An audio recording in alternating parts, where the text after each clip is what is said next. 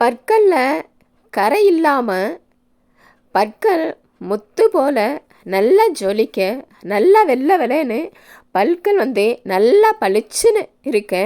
இதை மட்டும் செஞ்சால் போதும். பல் அவ்வளோ அழகாக, அவ்வளவு வெள்ளையாக, அவ்வளவு முத்து போல் ஜொலிக்கும்.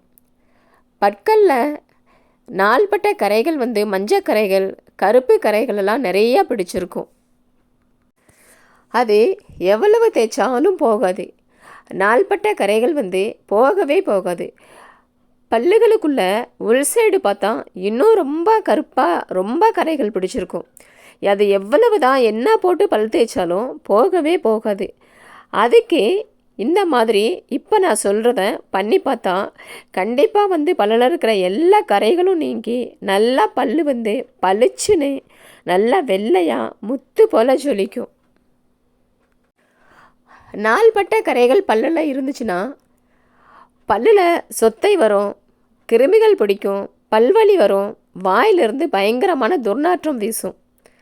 வாய் பயங்கரமாக ஸ்மெல் அடிக்கும். அந்த மாதிரி பற்களில் கரை இருந்தாலே வாய் பயங்கரமாக நாத்தம் அடிக்கும். அந்த வாடையெல்லாம் வராமல் வாய் நல்லா ஃப்ரெஷ்ஷாக எப்போவுமே நல்லா இருக்க இதை மட்டும்தான் செய்யணும். இப்படி செஞ்சாலே பல் அவ்வளோ நல்லாயிருக்கும். அந்த நாள்பட்ட கரைகள் போகாத கரைகளுக்கெல்லாம் இது ஒரு நல்ல நிவாரணின்னு தான் சொல்லணும். எவ்வளவு தான் உடம்பு நல்லா இருந்தாலும், முகம் நல்லா இருந்தாலும், பல் மட்டும் நல்லா இல்லை அப்படின்னா எப்போவுமே முகம் ஒன்றுமே நல்லாவே இருக்காது. பார்க்குறதுக்கே அருவருப்பாக இருக்கும், அசிங்கமாக இருக்கும். பக்கத்தில் யாராவது நின்று பேசவே அச்சப்படுவாங்க. வாயிலிருந்து ஸ்மெல் வரும். கரைகள் நிறைஞ்ச பல்லை வச்சு எப்படி நம்ம அடுத்தவங்களோட பேச முடியும்? எப்படி சிரிக்க முடியும்? யாருக்கிட்டையாவது சிரிக்கிறதுக்கும் கஷ்டமாக இருக்கும், பேசுகிறதுக்கும் கஷ்டமாக இருக்கும். பல்லில் கரை இருந்தாலே சகஜமாக சாதாரணமாக பேசவே முடியாது. சகஜமாக நம்ம சிரிக்கவும் கூட முடியாது. பற்களில் கரை இருந்தால் அதில் நிறைய கிருமி பூச்சிகள் தங்கி பல்லை சொத்தையாக்கி பல்லை சீக்கிரமாக பிடுங்க வேண்டியிருக்கும். சின்ன வயசுலேயே பல் இல்லாமல் ஒட்டு பல் வச்சுக்கிட்டு வாழ்கிற மாதிரி ஒரு நிலைமையை இந்த கரையுள்ள பல் செஞ்சிரும். எவ்வளவு தான் முகம் அழகாக இருந்தாலும், எவ்வளவு தான் நல்லா ட்ரெஸ் பண்ணி போனாலும், பல் மட்டும் கரையாக இருந்துச்சுன்னா அந்த முகத்தோட அழகையே கெடுத்துரும். அந்த எல்லாத்தையுமே கெடுத்துரும். பல் மட்டும் கரைகளே இருக்கக்கூடாது. பற்கள் கரைகளாக இருந்துச்சுன்னா நம்ம எப்படி தான் தேய்ச்சாலும் பற்களில் பயங்கரமாக வாடை அடிக்கும், கெட்ட நாத்தம் அடிக்கும். பக்கத்தில் இருந்து யாருமே பேச முடியாது, அந்த அளவுக்கு வாடை அடிக்கும். நமக்கே கூட அதை தாங்கிக்க முடியாத அளவுக்கு வாடை அடிக்கும். இந்த மாதிரி பல்லில் கரைகளை முதல்ல தங்க விடக்கூடாது. பற்களில் இருக்கிற கரைகளை உடனே அப்போவே நீக்கிடணும். இந்த மாதிரி நிறைய கரைகளை சேர்த்து வச்சு அது ரொம்ப நாள் ஆகி அது நாள்பட்ட கரையாகி அது எவ்வளவு தேய்ச்சாலும் போகாத அளவுக்கு அப்படி கரை தங்குற மாதிரி பல்லை வைக்கவே கூடாது. சின்ன வயசுலேயே அப்புறம் பல் பிடுங்குற மாதிரி ஆகிடும். சின்ன வயசுலேயே பல் பூரா சொத்தையாகி எல்லாத்தையும் பிடுங்கி போடுற மாதிரி நிலைமை வந்துடும். பல்லை மட்டும் எப்போவுமே சுத்தமாக வச்சுக்கிட்டாலே உடம்பு நல்லா ஆரோக்கியமாக இருக்கும். பல்லில் கரைகள் இருந்து அதில் கிருமிகள் இருந்து அந்த பல் சொத்தையெல்லாம் ஆனால் உடம்புக்கும் ஆரோக்கியம் இல்லை. உடம்போட கண்டிஷனையும் நல்லா ஆரோக்கியமான உடம்புடைய கண்டிஷனையும் இப்படிப்பட்ட பற்களில் இருக்கிற கிருமிகள் கெடுத்துரும். உடம்பில் நிறைய வியாதிகள் இந்த பற்களில் இருக்கிற கரைகளில் வாயில் இருக்கிற கிருமிகளால் தான் உண்டாகுது. வாயை எப்போவுமே சுத்தமாக வச்சுக்கணும். வாயை சுத்தமாக வச்சாலே பற்களில் கரை இருக்காது. இதுக்கு என்ன செய்யணும்? காலையில் எப்பவுமே நல்லா சுத்தமாக பல் தேய்க்கணும். அதே மாதிரி எந்த ஒரு பொருள் சாப்பிட்டாலும் சாப்பிட்ட உடனே தண்ணி குடிச்சிட்டு வாயை கொப்பளிச்சு துப்பணும். சாயந்தரம் நைட்டு சாப்பிட்டுட்டு படுக்கும்போதே கண்டிப்பாக பல் தேய்க்காமல் படுக்கக்கூடாது. நைட் ஒரு டைம் கண்டிப்பாக பல்லை தேய்ச்சி ஆகணும். அது எப்படி பல் தேய்க்கணும் அப்படின்னா, இப்போ நான் சொல்கிற இந்த ரெமடியை வச்சு பல் தேய்ச்சா பல் வந்து அவ்வளோ வெள்ளையாக இருக்கும். வாய்க்குள்ளே கிருமிகளும் தங்கவே தங்காது. காலையில் எந்திரிச்சு பார்த்தாலும் இப்போ தான் பல் தேய்ச்ச மாதிரியே வாய் வந்து அவ்வளோ ஃப்ரெஷ்ஷாக நல்லா இருக்கும். அதுக்கு வந்து இப்போ என்ன செய்யணும்னா, அதுக்கு 1 ஸ்பூன் கல்லுப்பு 1 ஸ்பூன் எடுத்து வச்சுக்கணும். எடுத்து வச்சுட்டு 1 ஸ்பூன் பேக்கிங் சோடா ஒரு ஸ்பூன் எடுத்து வச்சுக்கணும். எடுத்து வச்சுட்டு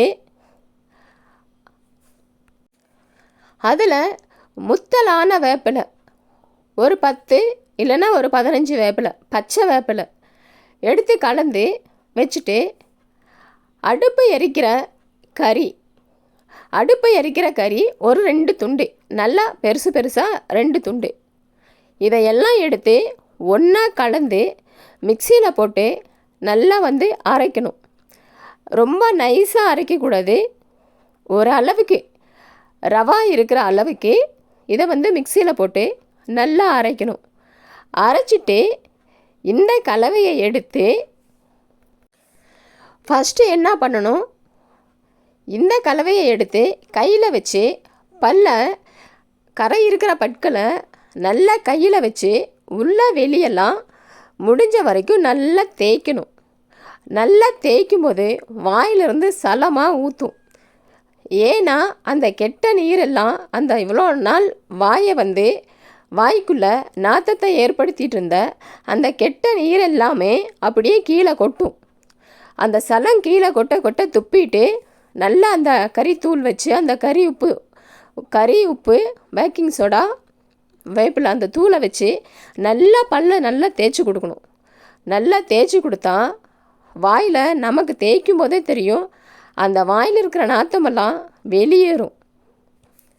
நல்லா தேய்ச்சி கொடுத்துட்டு அதுக்கப்புறம் என்ன செய்யணும், ப்ரஷ்ஷில் அந்த பொடியை அப்படியே முக்கி ப்ரஷ்ஷு வச்சு ஒரு தடவை நல்லா அந்த கரைகள் எல்லாம், ஏன்னா கையில் தேய்க்கும் போது பல் வந்து ரொம்ப நெருக்கமாக உள்ளவங்களுக்கு அந்த பல்லில் இருக்கிற கேப்லாம் வந்து ப்ரஷ் வச்சு தேய்ச்சிக்கணும். கையில் வந்து அந்த கேப்லாம் கையில் தேய்க்க முடியாது, அதுக்கு ப்ரஷ் வச்சு நல்லா தேய்க்கணும். ப்ரஷ் வச்சு நல்லா தேய்ச்சிட்டு மேலே உள் சைடு வெளி சைடு எல்லாமே நல்லா தேய்ச்சி கொடுக்கணும். ப்ரஷ் வச்சு நல்லா தேய்க்கும் போது என்ன ஆகுனா, வாயில் இருக்கிற எல்லா சலமும் வெளியில் கொட்டும், பயங்கரமாக கொட்டும். இவ்வளோ நாள் ஸ்டாக் இருந்த அந்த பற்களுடைய அந்த ஈர்களில் இருந்த அந்த சலமெல்லாம் அப்படியே வந்து கீழே கொட்டும். அதை அப்படியே துப்பிட்டு மறுபடியும் தேய்க்கணும். தேய்ச்சிட்டு வாயை கொப்பளிச்சு பார்த்தா ரொம்ப ஆச்சரியமாக இருக்கும். நம்ம வாயா இப்படி இருக்கே, நம்ம பற்களாக இப்படி இருக்கே அப்படின்னு சொல்லி ரொம்ப ஆச்சரியமாக இருக்கும். அந்த அளவுக்கு பல் வந்து பலன்னு மின்னும். நாமளே பார்த்து நம்ம பல்லை ரசிக்கிற அளவுக்கு பல் வந்து பலன்னு மின்னும். இதே மாதிரி டெய்லி இது வந்து இப்படி வந்து அரைச்சி நம்ம ஸ்டோர் பண்ணி வச்சுக்கலாம். வச்சுட்டு மாதத்தில் ஒரு டைம் அல்லது மாதத்தில் 2 டைம் நம்ம ஸ்டோர் பண்ணி வச்சுட்டு ஒரு டப்பாவில் போட்டு வச்சுட்டு நம்ம தினந்தோறும் வந்து ரெகுலராக கை வச்சு நல்லா தேய்ச்சி கொடுக்கணும். இப்படியே தேய்ச்சி வந்தாலே பல்லில் மஞ்சள் கரைகளோ அல்லது கருப்பு கரைகளோ அல்லது வெத்தலை பாக்கு போட்டு அதில் வந்த கரைகளோ, பான்பராக் போடுறதுனால வர கரைகளோ, பேடி சிகரெட் குடிக்கிறதுனால வர கரைகளோ, எல்லா கரைகளுமே நீங்கி அவ்வளவு பளிச்சுன்னு அவ்வளவு சுத்தமாக இருக்கும்.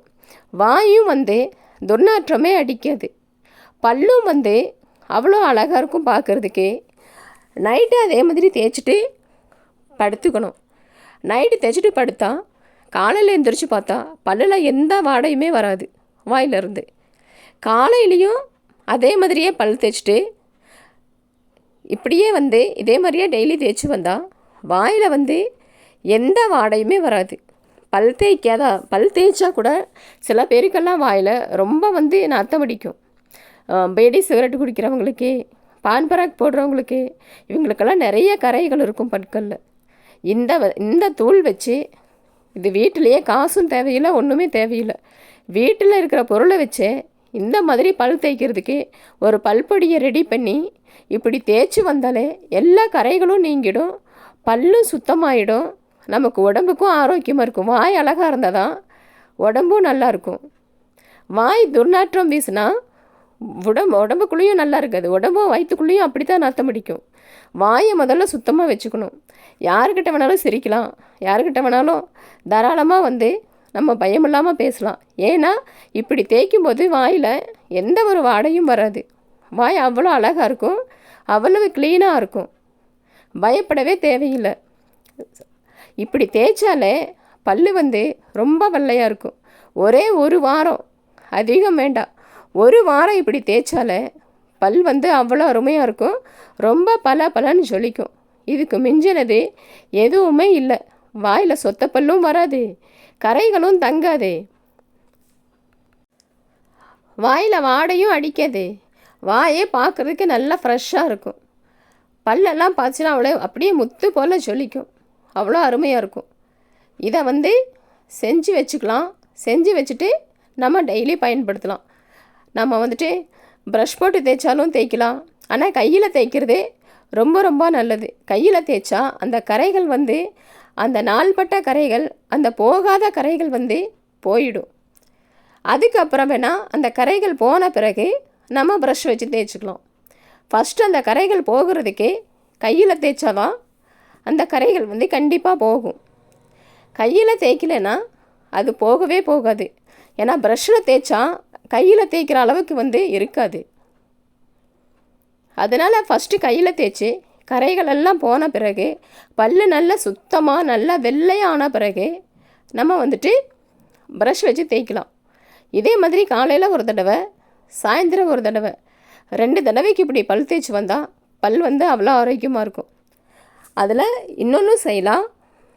இது மட்டும் இல்லை, இன்னொன்று செய்யலாம். பேக்கிங் சோடா, கல்லுப்பு ரெண்டையுமே கலந்துட்டு மிக்சியில் அரைச்சிட்டு இந்த ரெண்டையுமே வச்சு பல் தேய்ச்சா இன்னும் கூட பல் வந்து ரொம்ப ரொம்ப நல்லாயிருக்கும். இப்படி என்னால் தேய்க்க முடியல அப்படின்னு சொல்லி சொன்னால் இன்னொரு ரெமடி இருக்குது. அரிசி மாவை எடுத்துக்கிட்டு, அரிசி மாவு 1 ஸ்பூன், பேக்கிங் சோடா 1 ஸ்பூன் எடுத்து கலந்துட்டு, அதில் கொஞ்சமாக லெமன் ஜூஸு பிழிஞ்சு அதை மிக்ஸ் பண்ணிவிட்டு, அதை வச்சு ப்ரஷ் வச்சு நல்லா தேய்ச்சி வந்தால் இருக்கிற எல்லா கரைகளும் நீங்கி போகும். பல் வந்து அவ்வளோ சுத்தமாக நல்லா இருக்கும். வாயில் கடுகளவு ஸ்மெல் வராது. பல் வந்து அவ்வளவு ஜொலிக்கும். இருக்கிற கரைகள்லாம் எங்கே போச்சுன்னே தெரியாத அளவுக்கு வந்து பல் வந்து அவ்வளவு ஜொலிப்பாக இருக்கும். அப்படி செய்ய முடியலன்னா 1 ஸ்பூன் அரிசி மாவில் 1 ஸ்பூன் தூளுப்பு கலந்து கை வச்சு நல்லா வந்து கையில் தேய்ச்சி கொடுத்தா பற்களில் இருக்கிற எல்லா கரைகளும் நீங்கி போகும். எல்லா கரைகளுமே நீங்கி பல் அவ்வளவு வெள்ளையாக அவ்வளவு ஜொலிப்பாக இருக்கும். வாயில் எந்த ஒரு ஸ்மெல்லுமே வராது. பல் பார்க்குறதுக்கே பளிச்சுன்னு அவ்வளோ அழகாக அவ்வளோ லைனாக இருக்கும். கையில் பல் தேய்க்கிறது வந்து பல் வந்து நல்ல லைனாக இருக்கும். ப்ரஷ்ஷில் தேய்ச்சா பல் வந்து கேப் விழுகும். ஆனால் அதுவும் நல்லது தான். ஆனால் பல் கேப் இருக்கக்கூடாது, நல்லா லைனாக இருக்கணும் அப்படின்னு நினைக்கிறவங்க கையில் பல் தேய்ச்சா பல் வந்து நல்லா லைனாக வரும். பல்ல வந்து கேப்பே விழுகாது. பல் வந்து கோணல் மணலாக இருந்தாலும் கையில் பல் தேய்ச்சா பல் வந்து நேராக இருக்கும், நல்லா சமப்படும். கையில் பல் தேய்க்கிறது வந்து அவ்வளவு ஒரு நல்ல விஷயம். இந்த மாதிரி மெத்தடில் பல்ல தேய்ச்சிட்டு நல்லா பச்சை தண்ணியில் வாயை நல்லா கொப்பளிச்சு துப்புனா வாய்க்குள்ளே இருக்கிற அந்த சலம் எல்லாமே வெளியில் வந்துடும். அந்த சலம் எல்லாமே வெளியில் வந்துட்டால் வாயில் எந்த ஒரு வாடையுமே வராது. பற்களில் வந்து கரைகளும் தங்காது. பல்லில் வந்து சொத்த பல்லும் வராது. சொத்த பல் வர்றதுக்கு வாய்ப்பே இருக்காது. பற்களில் கரை இருந்தால் தான் சொத்த பல்லும் மற்ற வாய் துர்நாற்றமும் இது எல்லாமே வரும். பற்களை வந்து வாயை வந்து சுத்தமாக வச்சுக்கிட்டாலே நல்லா இருக்கும். சொத்த பல்லும் வராது, எந்த வாடையும் வராது. வாயை காலையிலையும் சாயந்தரமும் நல்லா சுத்தமாக பல்ல தேய்ச்சி சுத்தமாக வச்சுக்கணும். அப்போ தான் வந்து வாய் சுத்தமாக இருந்தால் தான் வயிற்றுக்குள்ளேயும் வந்து ஆரோக்கியமாக இருக்கும், நல்லா சுத்தமாக இருக்கும்.